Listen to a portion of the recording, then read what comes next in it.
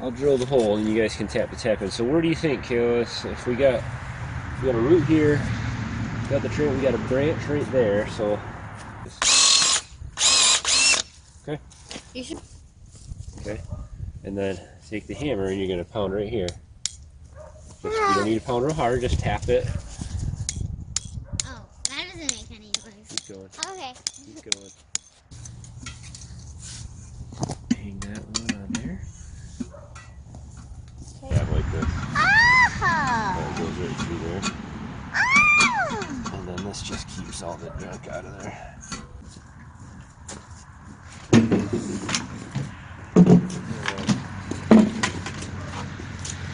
Maple syrup already. Alright. Okay guys, so we'll get inside now and we're gonna do some washing, Yes. drying. One. Summer, you're doing a great job. What's your job in this whole thing? Taking the buckets out and sleeping.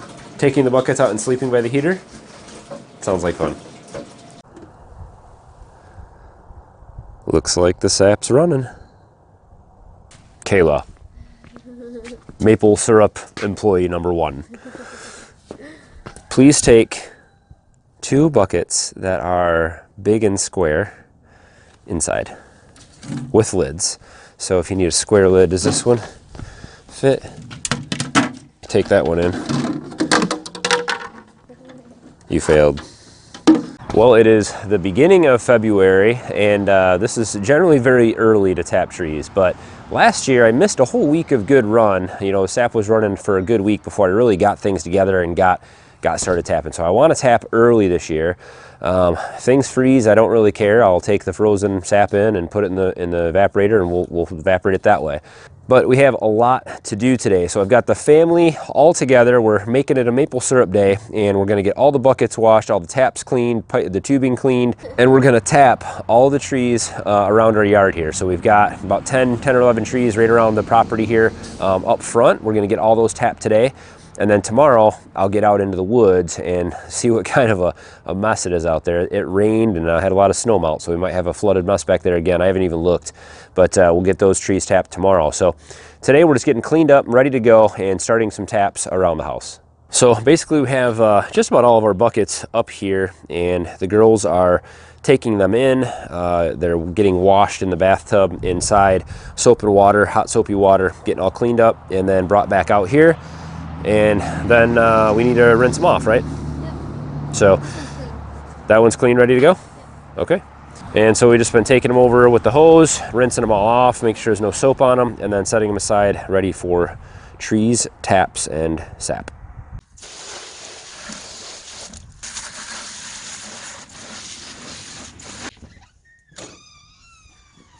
Got another one.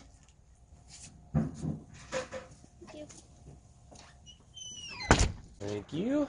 You need a dirty? Yeah. There you go.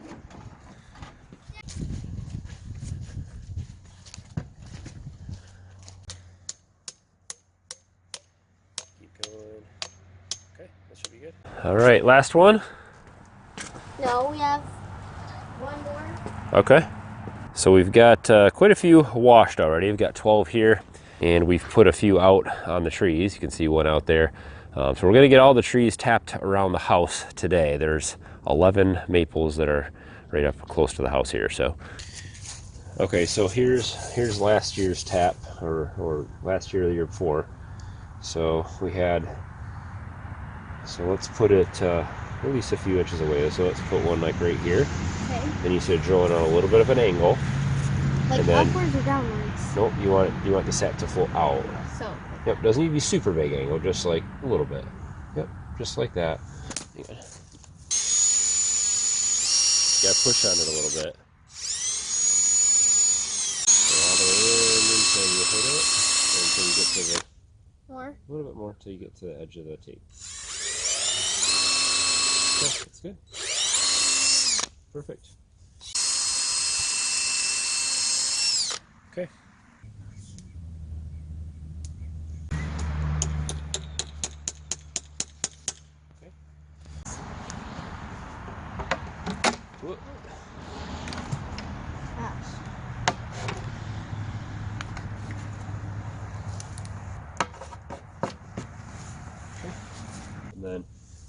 pounded in, you can kind of feel when it's hard, and that's it.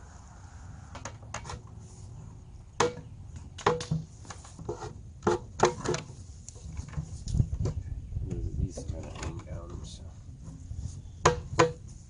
All right, so Kayla and I have gotten most of the trees around the house here tapped and all hooked up. And so let me just take you through kind of what we're doing here, why we're doing it, how we're tapping the trees, and some of the equipment and things like that that we're using to do that. So the first thing you'll see is the buckets that we're using, and these are all kind of pieced together, donated, and given to us from different places. Most all of the smaller round buckets like this and some of the bigger round buckets like this, these are all frosting buckets, and these were given to us by a local bakery. And you can call around local bakeries. I know Walmart, they don't give their buckets away, but here in Michigan we have a store called Meijer's, and I'm sure there's other local grocery stores and local bakeries and things like that that you could call and just say, hey, if you have extra frosting buckets, they're easy to clean out, they're food grade, and they had food product in them, and it's just sugar. So those frosting buckets work really well. A lot of these other square buckets, some of these were given to us from like a Mexican restaurant. Some of them had salsa in them. You see this one's sour cream. So the one thing that is extremely important when you're looking at collecting maple syrup, yeah, you can go out and you can buy the aluminum buckets like we have on the tree behind me here. Those are $10 a piece. That doesn't include the lids and the taps. So you're going to spend, I mean, think about that. If you want to tap 50 trees, that's a lot of money. I don't even know how much the lids and taps cost extra. So you're going to spend a lot of money if you want to tap trees like that. Now, if you just want to tap 5 or 6 trees, that's fine. You can go out and spend that money and you'll have those are nice, hardy buckets that are going to last a long time. But when you're looking at getting these plastic buckets, you don't want to just go out to like Home Depot and buy their buckets, or TSC or Family Farm and Home. Those aren't necessarily food grade, food safe plastic. You want to be careful. It has to be HDCP plastic, and it also really depends on what's been in it before you get it. So if you're going to get buckets donated to you, just remember the sap will take on the flavor of anything that was in that bucket beforehand, especially for the first year you use them. We had some salsa buckets that we got from that Mexican restaurant. The first time I collected sap out of them, the sap smelled like salsa. And so I had to dump it out. And I couldn't use those anymore last year. But once they were washed and rinsed and I soaked them and they've been through a year of sitting in the sun, they don't smell anymore. They don't have any more of that lingering flavor from the salsa. And so we'll use them this year. The frosting buckets are great because they just have sugar in them anyway. Frosting is basically just sugar. And so, if you get a little bit of that flavor or whatever into the sap, it's really not going to hurt anything. It probably tastes better, just more like sugar-y, I guess. So all the tubing and taps that I use, I really was a fan of the stainless steel taps, and I do have quite a few of those, and every year I buy more of them. And I'll put a link in the description on Amazon to both this poly tubing and the stainless steel taps, and also these plastic spiles also. These were just a much more cost-effective way for me to go tapping, 75 trees or so. These are way cheaper, and the poly tubing is pretty cheap also. I think I got 500 feet of it for like $40 or $50 or something like that. And then these taps, you can get a bag of 20, 30, 40, 50 of them for pretty cheap. So you can see the sap is running today. This is from about half the day yesterday and then today, and it's just barely above freezing, so it's actually freezing in the spile there. But it is still running a decent amount. So where do you tap a tree? Well, there's lots of different theories on this and lots of different options, but I usually try to tap them about between 3 and 4 feet of height above the ground. That seems to be pretty good. You could actually tap them a little bit lower than that if you want to. These ones, and what I try to do is look for kind of a big tap root on the side of the tree, and then look up to a larger trunk or branch. Now these are all silver maples, so they have lots of trunks and splits and things, and you really can't go wrong with these things. The sap kind of flows everywhere through them. But the higher traffic sap flows are going to be where these big roots are, and flowing up to the south-facing side of the tree, really, because all of your sap kind of gets pulled up by the heat. So when the sun touches and shines on all these little tree branches and things, it starts to warm it up, and it starts to pull that sap up towards the branches. So this is pretty much the rig for my plastic taps and buckets. 5-gallon bucket hangs from a nail on the tree. The nail will just stay in there from year to year. I'll just use the same nail every year, hang the bucket, and then the taps. So you can see the hole from last year is right there, and the way this tree grew pretty quickly in diameter, it actually split that, you know, outside of the tree open a little bit. But you can see it's all healed up inside there. So you generally want to tap, you don't want to put it in the same hole, you don't want to be real close to the same hole. So this one is about, you know, 8 to 10 inches away from the other hole that we'd used last year. And I think you can find that one right there. That may have been actually from the year before that. But you can see they heal right over inside there. It doesn't cause any damage to the tree. Here's the other tap from last year. And you can see there's a lot of growth on this tree, so it actually, the bark's just kind of splitting open. That's normal. You'll see it splitting open all over the place. And so I put this one just a little bit away from that and straight above this big tap root coming out.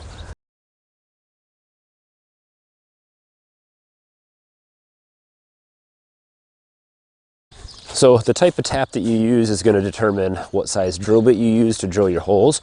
And generally you just want to drill them on a little bit of an angle, sloping downward a little bit, just to help the flow of the sap kind of exit the hole a little bit better into your tap. And you can put them horizontal if you want to, but if you tilt them up, it's going to really slow down your sap production. So, and just a little trick is I put a piece of tape on the drill bit, and this is about 2 inches. It's actually been pushed back a little bit, but this is just gives you a general idea of how deep it is. It's not a big deal if you go a little deeper than that, or if you're a little less than that. The tap, when it goes into the hole, is going to go about halfway. It's going to go in about 3/4 of an inch to an inch. And so you want some space back here where the sap can soak into the hole and, you know, through the wood, and then, you know, run towards your tap and out your tubing. So I cannot believe that I'm already out here tapping trees. As with everything, it seems like I wasn't prepared. Thought I still had a few more weeks, but I want to make sure I get these taps out here early this year. Last year I had missed almost a good week, 3 or 4 days of good sap flow, and that really set me back last year. You know, when you're tapping 50 or 60 or even 70 trees like we are here, you know, every day, every couple days, you could collect quite a bit of sap. So that may have been, you know, 200 or 300 gallons of sap that I missed out on, which equals out to quite a few gallons of maple syrup. So also, that first flow of the year, when the sap just starts running, is going to be your best sugar content. That's your best maple syrup. So I don't want to miss out on it. Now, it's still a little bit early though. I may have some frozen taps, and I still may have a week here where I don't really get much sap collection. And that's fine.